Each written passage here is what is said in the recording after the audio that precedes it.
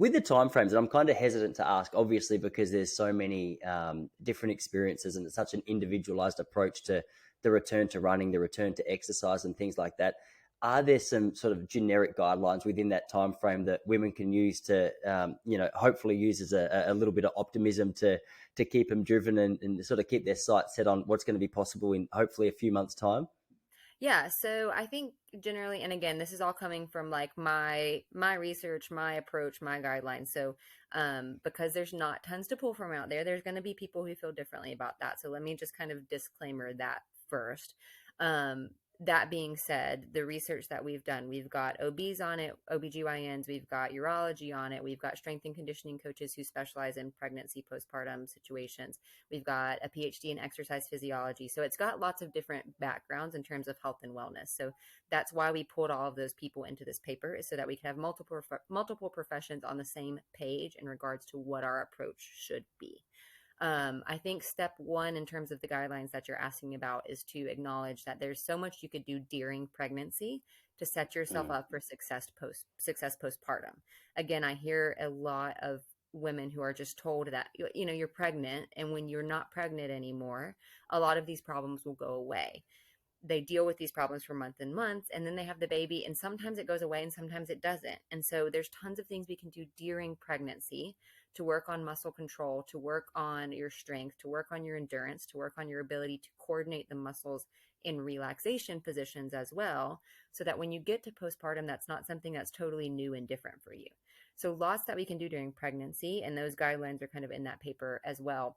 But postpartum, I always say zero to 2 weeks. I just want you to rest as best as you can. I know that's kind of a joke sometimes with a newborn, but rest, bond with baby. There's very basic things I want you to be working on.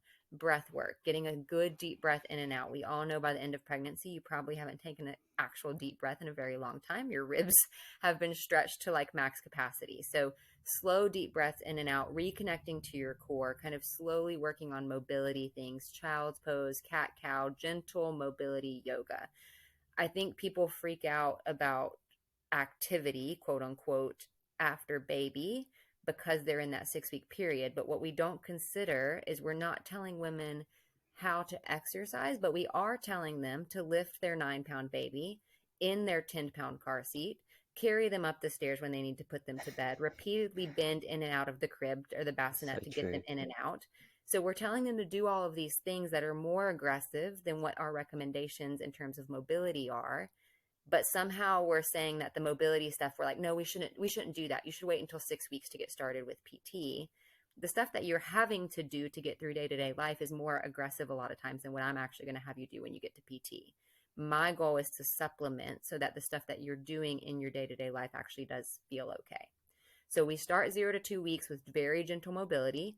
Around 2 weeks is where I start to integrate a little bit more pelvic floor type work. So if you know how to comfortably do a Kegel, starting to reconnect to that.